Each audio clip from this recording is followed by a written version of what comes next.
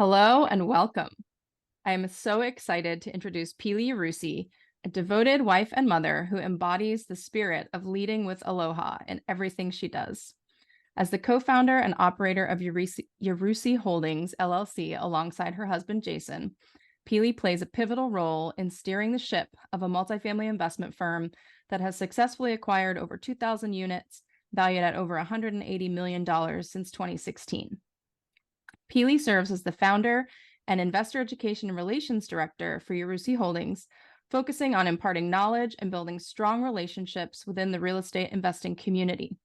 She is also a co-founder and coach at Seven Figure Multifamily, where her expertise in real estate syndication and multifamily investing shines through as she guides others on the path to success in buying apartment buildings. Additionally, Pili is the co-host of the Multifamily Live podcast. Here, she and her husband, Jason, provide actionable content and tools aimed at empowering and fortifying individuals in their multifamily business ventures. Beyond the world of real estate, Pili shares her life with her husband and their 3 wonderful children and their dog. Let's dig in as Pili shares her journey, her wisdom, and the essence of leading with Aloha in both business and life. Thank you for joining us, Pili. Thank you so much for having me. That is a magnificent bio. We are, though, at, I think it's 300 million and about 3,000 units assets under management. Amazing. Yeah. So many I can't keep up. It's not a race. It's never a race. No, that's amazing. Now, before we get started, I do want to give a quick shout out to Pili because she is the reason that I started this podcast. So Pili, thank you for the encouragement to stop being afraid of the unknown and start sharing what I'm learning and doing with the world. I think connection is so important, and this podcast is another way that I can connect and share my journey with others who might have similar questions and challenges.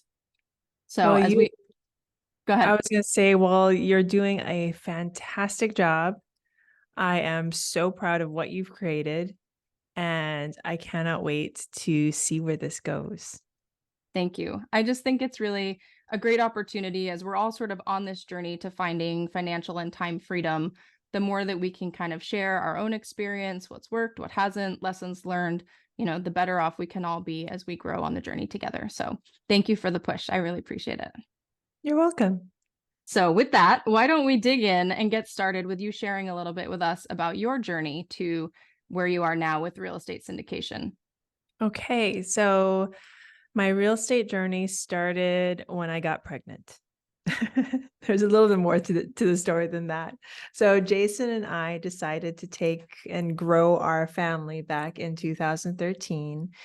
We became pregnant with our first child, Luke, and we both realized that we did not want to be in New York City anymore. We were managing and running restaurants at the time. We were bartending.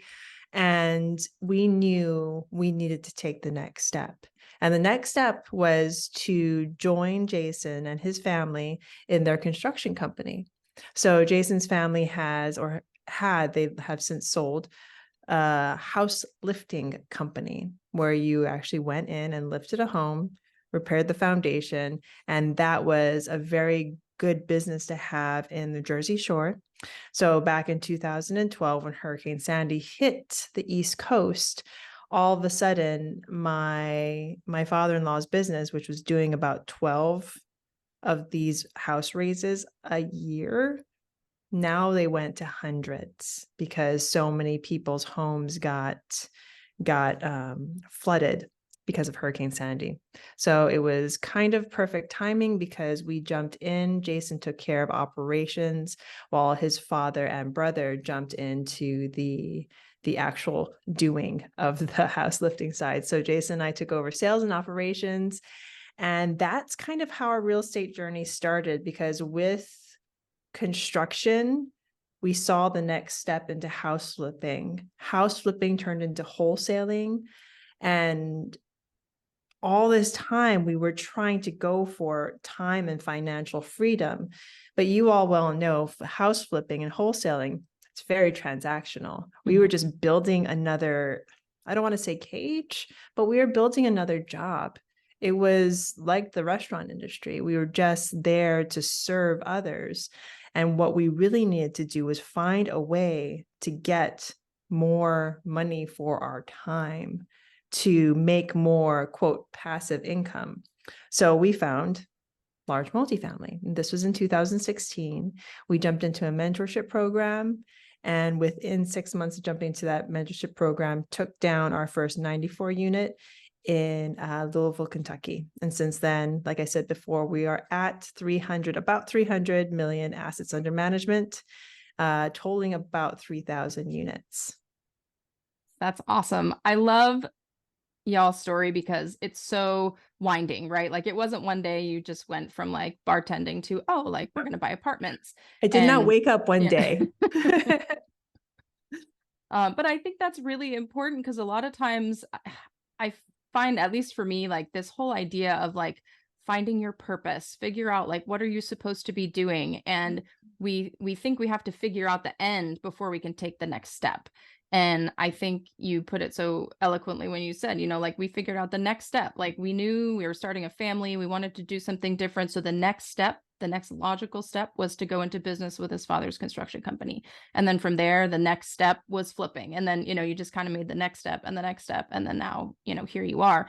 And eventually you were able to make that transition to trading your time for money to now doing something where it's not just transactional, where you're really building that long-term wealth.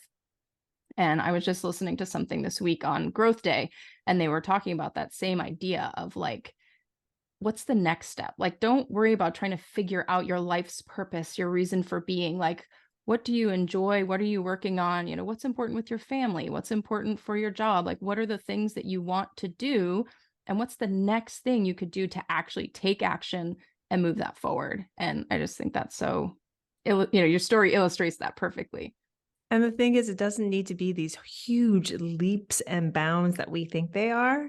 The next step, I mean, when we think of like, okay, so going from, because there's a lot of flippers and wholesalers that want to get into multifamily, or a lot of business people, entrepreneurs that see the growth and what, not only the monetary growth, but the time freedom growth in real estate in general. But they think of this thing, real estate, as this big thing, like explosive thing that they have to go and pay hundreds of thousands of dollars to get into, that they have to put all their time and effort into. Whereas sometimes it's just taking that step, reading that book, talking to that investor, calling a friend up and say, hey, I'm thinking about doing this. What do you think?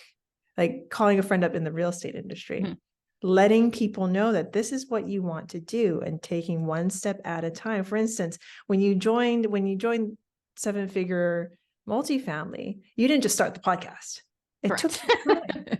Yeah. You took steps. You started Absolutely. your website. You took these small steps to get there. So even the story that I told you, it seems like I went leaps and bounds, but this is a story that spans a decade. Right. Like we've been doing this for a decade. So it's these small steps, these small little commitments that got us to this ever-changing goal that Jason and I have. Can you talk a little bit more about that commitment and maybe some challenges that you had along the way, about how being committed to your decision kind of helped you work through that? I think the difficulty when we don't get to our goals is a lack of commitment. I think we are prone, or at least I am. I'm not gonna put my own things on anyone listening to this.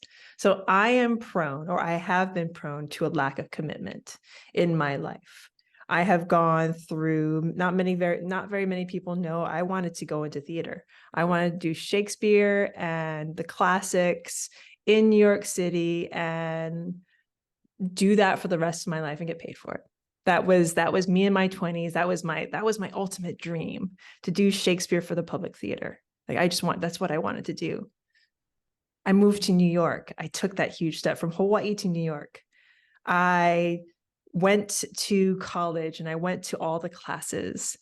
But what I didn't do was take a job in the theater. I started bartending. I was waiting tables. I wasn't living the life I needed to do or the life I needed to lead, because I wasn't fully committed. I wasn't taking business classes to know how to do the business of theater. Mm. I didn't do all of this stuff. So although I thought at the time that I was committed, I mean, I moved all the way to New York City. Obviously, I'm committed. No. In the real estate industry, yes, real estate is something that you can do while doing other jobs, while holding a 9 to 5, while having a great life. You can also do real estate and can pump that up. But there has to be that commitment. There has to be that commitment to learn, to dive in. And even if you don't do it from the active side, if you do it from the passive side, you have to commit to learning what you're getting into. Mm-hmm. You have to commit to learning about who you're investing in. So with that commitment, with that ultimate commitment, letting yourself know and committing to yourself that you're going to learn how to do this, you're going to put yourself out there, and you're going to take the time to do it. You're not going to Netflix and chill. You're not going to think it's going to be handed to you on a silver platter. You're going to understand that there's going to be some hardships that are going to come along the way.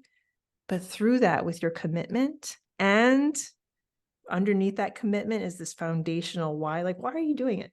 Like, why are we all here? Why are we doing this? For me, it's financial and time freedom. I want to be able to drop everything and go hang out with my children, which is where I am today.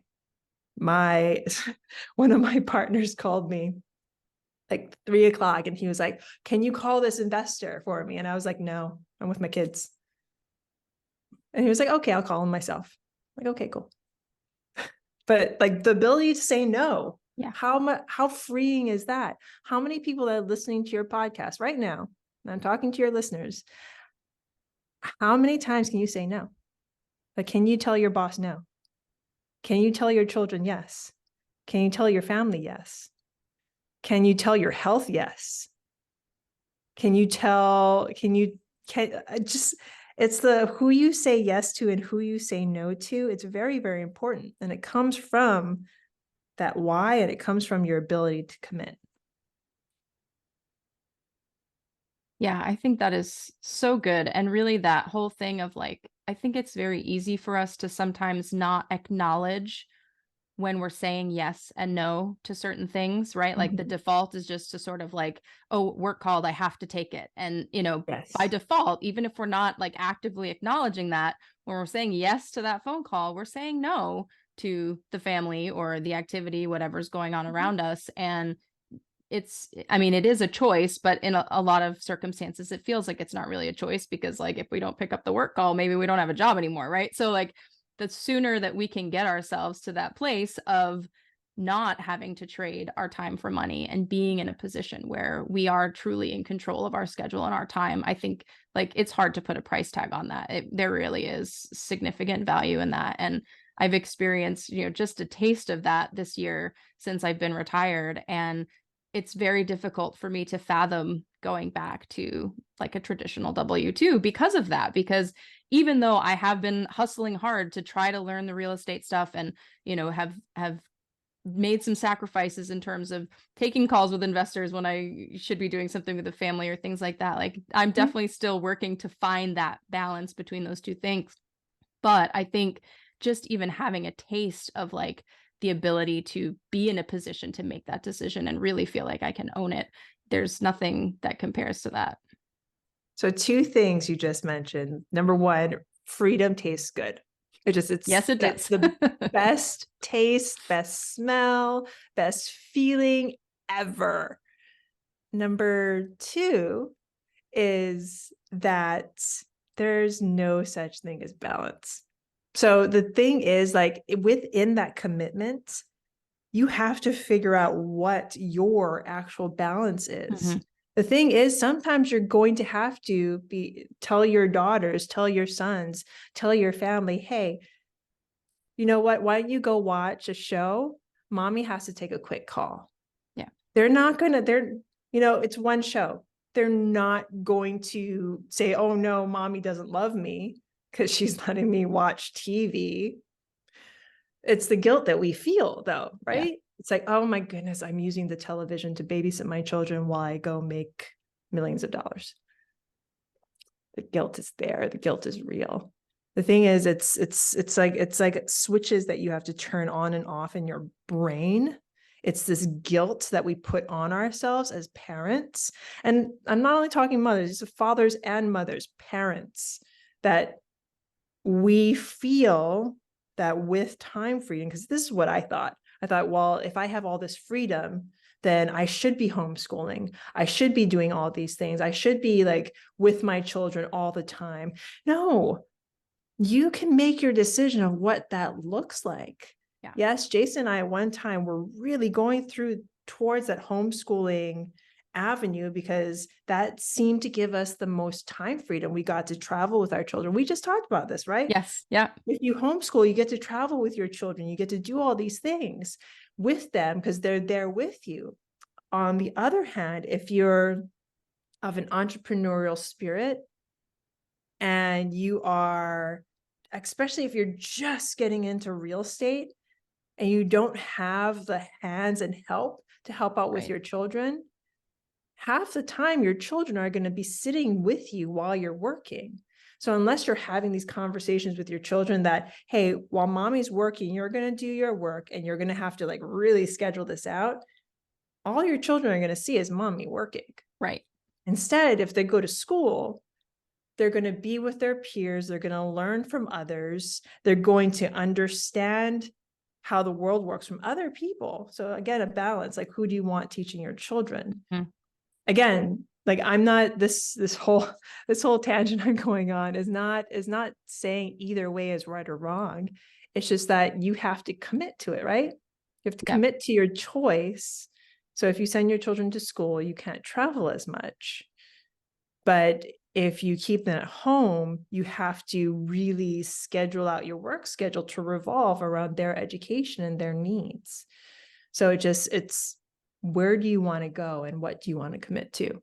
Yeah, I think that's so good. And I mean, this is one of the things I talked about extensively when Jason was on the podcast. We talked about like seasons and, how Mhm. sometimes balance, it's not like a scale, right? Where it's like evenly distributed, but like we might be in a season of life where I am busy with work. And so I want the kids to be in school. And, we don't really have the time to do as much traveling anyway because business is busy, right?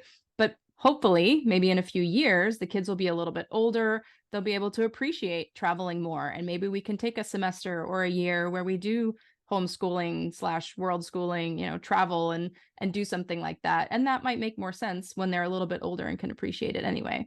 So we're constantly having those kind of conversations about where and when does it make sense to kind of pull this lever and focus more here versus, shift our attention over there. And I think that's the best explanation in terms of like trying to find that balance. Is it's not really balance like a scale, but like what season are we in and what makes the most Mhm. sense for us right now. I definitely know from my own experience. I tried the stay at home. I mean, that's part of the reason why I retired from the military. I really thought I wanted to stay home with my kids. And then I stayed home with my kids and I was like, this is not good for anyone. It was And really, that's okay. It's okay to realize that maybe you made the wrong decision for yes. yourself. It was Maybe for not the your right girls. time. It was not the right time for, me and Zoe to be spending 24/7 with each other when she was like 2, 3 years old and I was like freshly retired. Like I was excited about, doing the real estate stuff and I really wanted to give it I wanted to be committed, right? Like I wanted to give it my all and really give it a go. And I didn't want to become resentful of my kid because I felt like I still felt like I was being pulled in two different directions, right? Which was the whole reason why I retired in the first place was because I didn't like feeling like I was being pulled in two different directions. But by bringing her home and like going through that, we also saw that like she had really started to come out of her shell at school and she, had all of this socialization and friends. And then all of a sudden she was home with me all the time and she just wanted to be on me all the time. She didn't want to go to anybody else. She didn't want to do any, anything else. And so we saw that as sort of like a decline for her. Like, we took her away from this environment where she was thriving and that wasn't a positive experience for her either. So I think sometimes you really do. You're not going to know if you don't try it And it's okay if you try something and say, you know what, glad I tried it, didn't work. And then find whatever is the next step and be all in and go for it. I think you have to be able to make those calls and know, when it's a good fit and when it isn't. And it's the same thing with real estate too. I mean, it's the same thing with any aspect of life. Jason and I have changed professions many times in our life. Mhm. And real estate seems to be one that can kind of drive through anything else we decide to do for the rest of our lives. And again, like to go back to what we were talking about before, it's all steps. So figure out those steps that you want to take and take those small steps, because you take that small step and you can step back and realize that, okay, maybe homeschooling my kiddo, or maybe flipping homes, or maybe owning a restaurant, or maybe going into theater isn't for me. So what's the next step? That's what you just have to keep on asking yourself over and over again. And even when you succeed, it's even harder, I think, when you succeed. If you have that success, you can't, like, success and failures are like part of the same coin. You flip it, it's success. You flip it to the other side, it's failure. It's not always black and white like that, but let's go with it. So if you have a failure, if you sit in that failure, you're not going to go anywhere. You're never going to learn. Same thing happens with success. If you sit in that success, you might get that amplification for all of 5 minutes. But then what? If you just sit in that and you don't keep on taking those next what's next steps, Mhm. then again, that success becomes a failure. So you have to keep growing, keep going, keep figuring out what the next step is. If Jason and I had gone into, let's say, the construction business, and we had just stayed in the construction business, I'm sure we would have made a great life for ourselves. And the construction business would not have given us the freedom we now have. Mhm. It wouldn't have given us the time freedom, the financial freedom, and also the freedom to just explore more. Mhm. Because of what we have now in real estate, we bought an HVAC company. We're looking into an electrical company. We're looking into all these other businesses and these other investments that we can now make because we have the freedom to fail. We have the freedom to make that decision to jump into something new because we understand that, okay, we need to commit to this thing. We need to jump into it full force. And we also have this incredible foundation within real estate. Yeah, that Kind of gives went on you a tangent there, it's okay. but that's It gives okay. you the freedom to be able to make those choices though and to try new things with Mhm. less fear of, well, what if this doesn't work out? Like what's the worst thing that can happen if you try this HVAC company and it doesn't pan out? Well, you just keep doing real estate. Like, yeah, it gives you a lot of opportunity to just try new and different things and explore what possibilities are out there. So it's exciting. I like that. Can you talk a little bit about, um, in your experience with coaching, like what types of strategies do you employ to help your students kind of get over those initial fears or those initial concerns where like they think they know what they want to do next, but like they're still, they know what that step is, but they're like still a little bit afraid to like actually do it. Like what are some of the things that people can do to kind of get out of their own head and just do it. Take the I- plunge. I'm laughing because you probably know the answer to this better than I do. Like what steps did I take to get you to start the podcast, to get you to put yourself out there, to get you to take those steps that you needed to just get the website out, get the podcast done? And the answer to that is simply talking to my students. Mhm. Like, what did you want to do? Like, if you were like, absolutely not, I'm not doing a podcast, I probably would have stopped at some point, even though I know having a thought leadership platform puts you into a position, especially in today's world, to take those small steps and make them seem giant. Mhm. Make them seem like you're taking these leaps and bounds, because people can now watch your content. Like, you can find content from me from way back into, let's say 2015, 2016, I think we started our podcast. And those were the dark days. Very, very bad video, bad audio, but we got it done. Mm-hmm. And should somebody want to, they can see our journey. Right. They can see the steps we've taken. So, and again, I'm going on a tangent.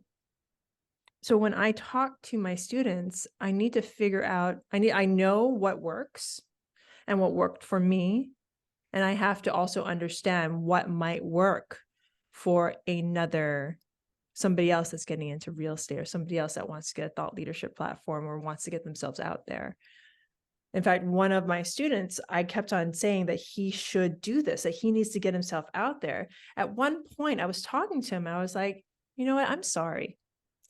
I think I've been telling you to do the wrong thing.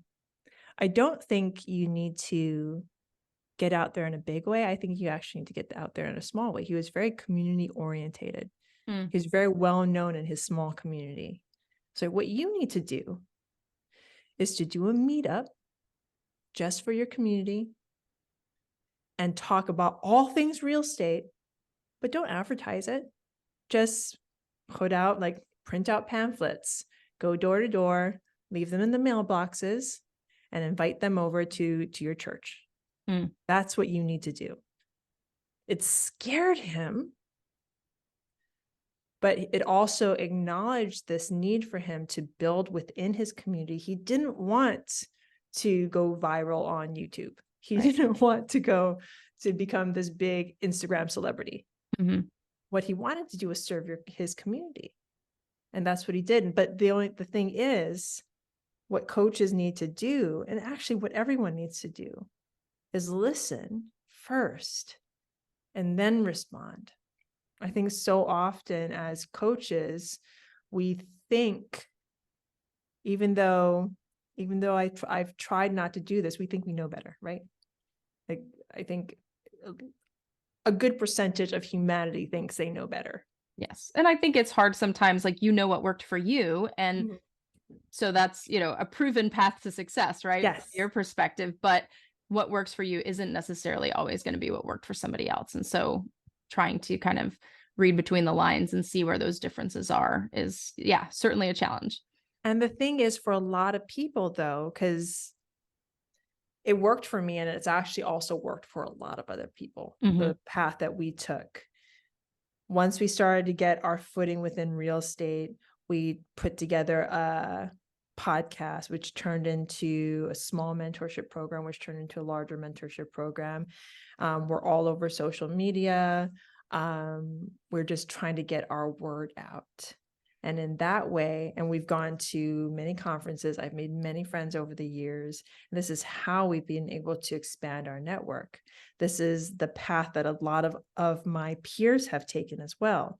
So it is proven. Mm-hmm. Number one thing, because I know I just told you a story about how I was wrong. The thing is, he proved me wrong.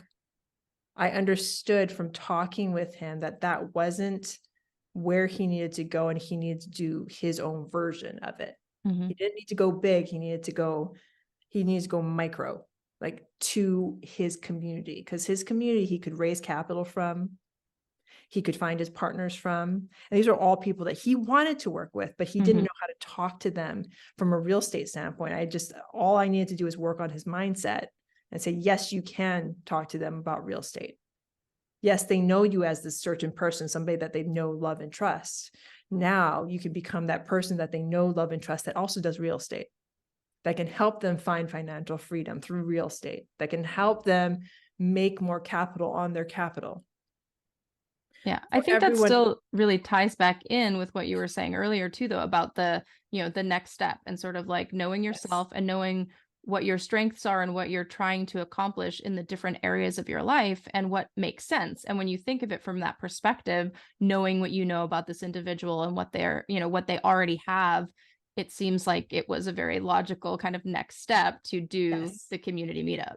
And for instance, for you, I needed you to prove me wrong. Like, try it. What's the worst that could happen? You have all this like equipment that you can use for something else. You didn't even need to buy all the equipment.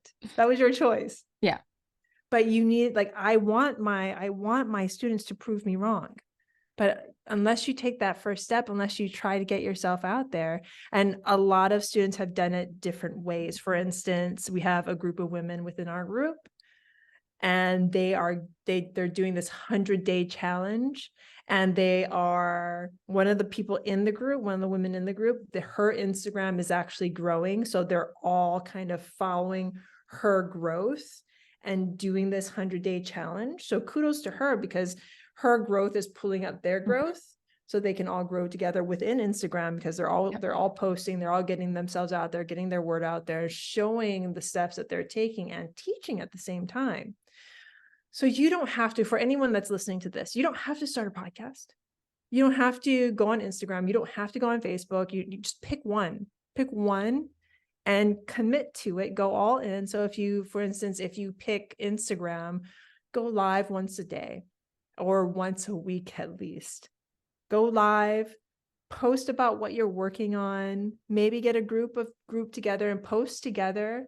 That way you can pull each other up as you rise, and then use that notoriety and get out to people. If somebody messages you, message them back, call them back. The thing is, where social media fails you is if you don't use it, if you don't follow up, if you don't talk to the people who are commenting, if you don't get to the point where you can get a phone number, get an email address, then it's just shouting out into the air. You have to take it to that step where you start actually one-on-one meeting people. I love what you just said about shouting into the air. Like, I always laugh because I keep my mic attached to my desk in here all the time. It's just like off to the side, and my girls love to come in here and talk to the world. And so, they just like pull the mic up and they're just spouting off about whatever. But it gives that like visual idea of like, I mean, if you're not actually engaging and following up, then like that's what you're doing. You're just sort of like talking into the air. That's basically Yeah. what it is. Like, unless you give a call to action, like sign up for this, get this training, sign up for a phone call from me, sign up for this webinar, and take action and do this, then you're really shouting into the air. So for anyone that's looking to create a thought leadership platform, what is your call to action? What do you want people to do? For me, I want people to learn real estate so that they too can have financial freedom. I fully believe that. Like, I believe real estate will serve people and help them on their way to financial freedom. I think it is necessary that we all become more financially free, less dependent on the systems that be. And I mean, we could go into a whole different discussion about tax savings and really into the nitty-gritty of why syndications. And you can read about that, Google it. But the thing is, if you're listening to this and you have not taken that first step, please take that first step. And especially if you've listened this far into the podcast, please take that first step. You're what, a half an hour, 20 minutes into a podcast. Within these 20 minutes, that's time you could be taking now to take that first step, to call Tracy, reach out to her, say, hey, I heard your podcast with Pili the other day. I want to know more about what you're doing and whether or not you want to learn how to do it actively or you want to learn how to do it passively. Tracy has the information, but you have to take that first step. Yes, taking action. When I asked you this first question, you kind of put it back on me, right? Like, well, why don't I answer this question? What actually made me take action? So I'll very quickly tell you, I think what did it for me was just, I was still at a point where I didn't believe in myself yet because I was so new at what I was doing that I wasn't sure that I was ready to, start teaching somebody else about it, for example. And so I think the thing that helped me the most in my conversations with you and with Jason and others is just like, don't be so afraid of saying the wrong thing or doing the wrong thing that you let it paralyze you and keep you from stepping out. Like, just do that next thing. First, it was the website, right? And I think the thing with that was like, you gave me a deadline. You're like, you have a week, because being prone to the, perfectionism or whatever Mhm. that I tend to default to is like, I want everything to be just so before I am okay with moving forward. You're like, no, that I'm not going to give you that option. Like, you have 7 days to make a website, do it. And so, like, for me, having the deadline was the thing that was like, okay, Pili said make a pot, or make a website, so I better hurry up and figure this out. um But see, I knew that you needed that. I knew that you needed those deadlines, or you were going to, and I do it too. That's the thing. If I don't give myself a deadline, I'm just gonna like, oh, well, should I make it green or blue green? Or is all the spelling correct? And I've gotten to the point where it's like, I just need to get the word out. And if the spelling's incorrect, I'll go back and fix it. mhm. Easy Yeah, peasy. I mean, I was always a Get kid it in out there. college that was like, the staying up late the night before the test because it was like, oh, the test is tomorrow, I should probably study now. Like, I was never Well, that. was that because of perfectionism or procrastination? Probably, well, more procrastination in that one, but I just definitely always was like waiting, everything was like last minute, wait till the last minute. And so if there's no deadline, then, I'm going to put it off as long as possible. And then I'm going to give Mhm. myself a reason why it's not good enough because, it doesn't have all the T's crossed and the I's dotted and all of that. And so I just, whatever excuse I can give myself to, like, need a little more time. So I think, for me, that worked really well. And obviously, maybe that's not the thing that's going to work for everybody. But I think ultimately, I truly see the value in having coaches who are, alongside of me in this process, because if I was left to my own devices to just go look all this information up on the internet and then come up with a plan on my own and execute it, I probably still wouldn't have a website. Like, I mean, let's be honest. It would be in some draft version and I would just be thinking about what color it should be or whatever. So I think, there's been such incredible value in going through this process and having, somebody who's walked in these shoes before and who's been through the process and has seen what success looks like, be able to be there to be like, go try this, go try that. See what happens if you do this. Why can't you do that? What's the Mhm. worst thing that's going to happen? And so sometimes just having that sounding board of, keeping me out of my head, is ultimately the thing that has worked for me. So thank And you. really, what's the worst thing that could happen if you tried to go for your dream? And I'm talking to your listeners right now.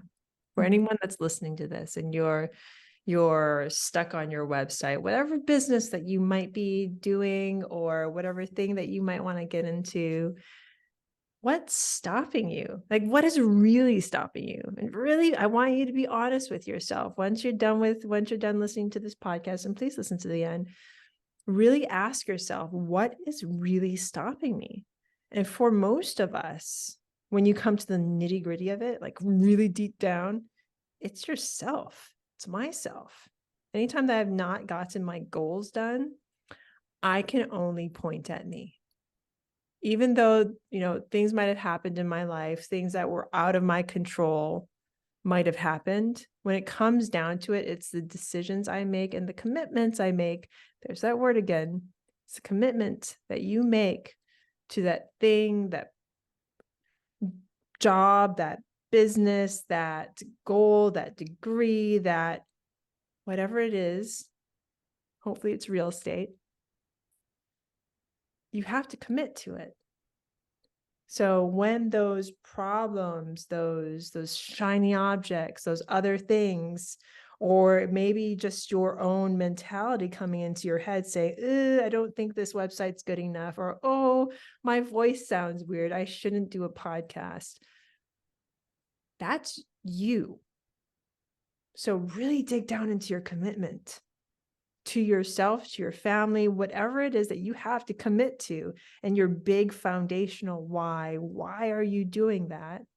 Again, layer that commitment on top of that. You can get anything done. I love that. Thank you for those words of wisdom. You're welcome. I would like to have you share a little bit more with us about your guiding principle of leading with aloha. Can you talk about that a little bit with us and just kind of share what, where does that come from and what does that mean for you? So my full name is Pili Aloha. So I couldn't get away from aloha even if I tried. And what Pili Aloha means is close love. And it is Hawaiian, just in case you didn't know. So it is Hawaiian, and I am from and of Hawaii. For me, aloha is the foundation of everything. It is love. It is everything good. It is everything right. It is the ability to help without expecting anything in return. It is the ability to walk into a room and understand that that room owes you nothing, but you can still walk into that room with all the love, with all the light, with all the need and the drive to help someone there. And even if it's just to help someone smile, to have a better day, to understand that the world is actually a wonderful place, and to walk into a room with that kind of positivity and not expect it in return. For me, that's living with aloha. That's leading with aloha. That is something that I can't say that I do it all the time, but that is what I aspire to at all times. Because if I'm walking into a room not feeling that, like feeling a darkness, feeling like the room owes me something, feeling that I'm somehow not worth being in the room, because that's like if I walk in not feeling worthy, that's not walking into a room with aloha. Mhm. That's walking into the room not thinking I deserve to be there. But walking into a room just knowing that you're just so full of energy and love and light and just you to give. So I think what we all need to understand is we all have this power within us. For me, I call it aloha. Everybody else calls it something different, but that's what I call it. And we can share this energy with each other. We can share this love with each other. We can share our thoughts. In Hawaiian, it's called mana'o, our thoughts, our knowledge with others.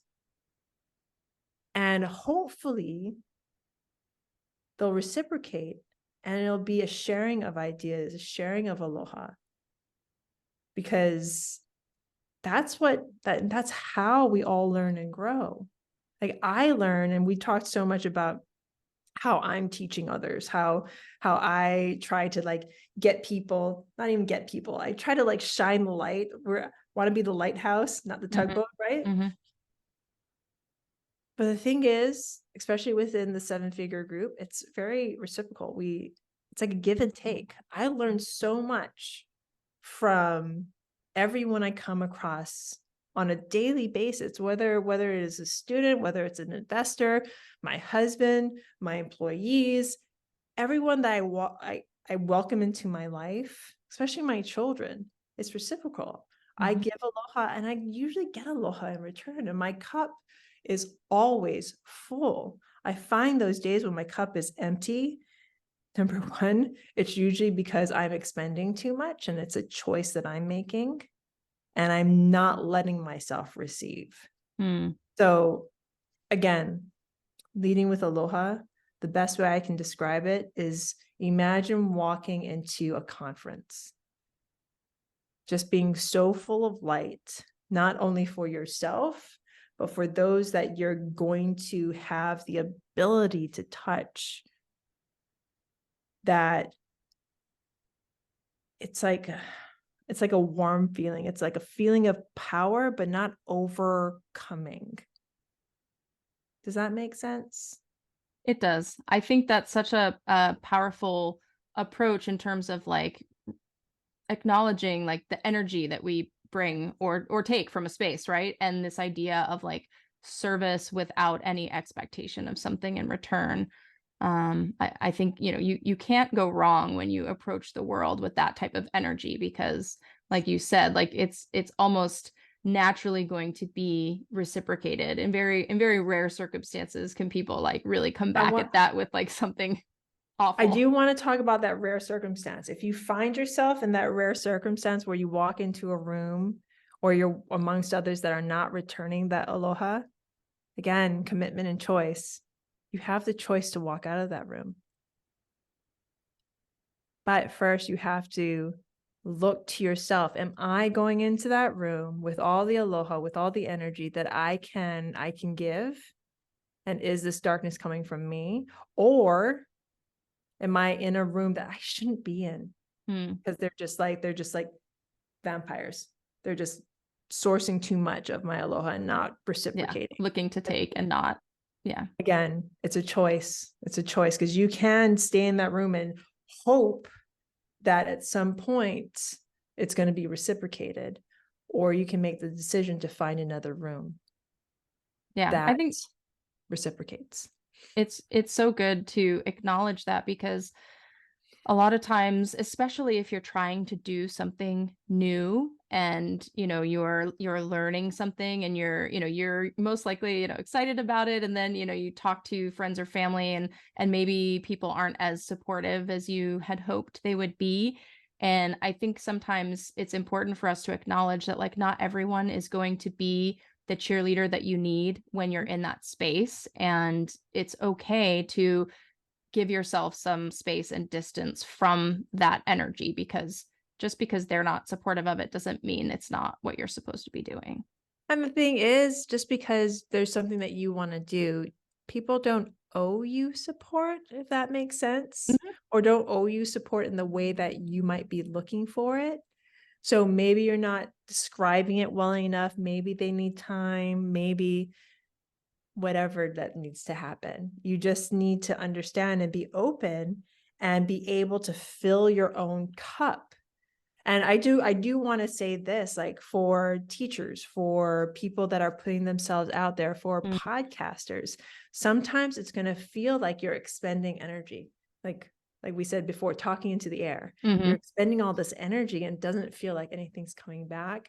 That's when your own internal excitement. This is why teachers are so amazing, because most of the time they're fueled by their students. They're fueled by this energy that because they love to teach, their energy just becomes, I don't want to say, what's that? Infinite. mm, But if you're excited about something, like truly excited about something, that energy can become infinite because you're just going to start just producing that energy for yourself. And every day will be an amazing day because you say so, mhm, because you woke up and said, this is going to be a great day. I have a really good friend that says no bad days. And he's gone through leukemia, he's gone through divorce, he's gone through so much bad in his life, quote bad. But he wakes up every day and he says no bad days. And I love that. I love that quote because he has decided, he has mm, committed that he won't have a bad day. So for anybody that is in this realm where they think where it's kind of negative and it feels like life is getting you down, I mean, if you listen to the news or if you just open up any social media, you'll get bombarded by it. You have to again commit to yourself and understand that there's only so much that you can change as a person for the world around you. And you have to decide, for myself, for my family, I'm going to have a great day. I'm going to grow my family. I'm going to grow my family's wealth. I'm going to grow my family's, the time I get to have with my family. And I'm going to go out there and change the world how I can and live your life to the fullest by leading with aloha, by leading with whatever it is that you want to lead with, but committing to that. And that's how I like to live my life every day. The aloha, the lead with aloha standard brings me back to who I am as a person, growing up in Hawaii, being a Hawaiian woman, being someone that believes in love and light and God. And it's part of who I am, and it's part of that foundational why. So if you're listening to this and you feel a little lost, maybe dig into that. Maybe dig into like the foundational why of why are you working the job that you are doing? Why are you going after real estate? And it can be to go get that car. It can be to go fill my bank account with money. Whatever it is that gives you strength, that gives you the power, go for it. This is not, none of this is supposed to be this is the way it's supposed to be, and this is the way you're supposed to do it. But find it and commit to it. I love that.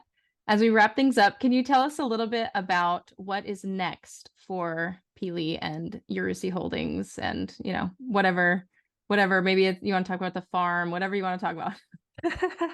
My chickens. So what's my next step? I have a couple of steps that I'm going. Like you mentioned the farm. We are looking, and I'm exploring this thought of food sovereignty.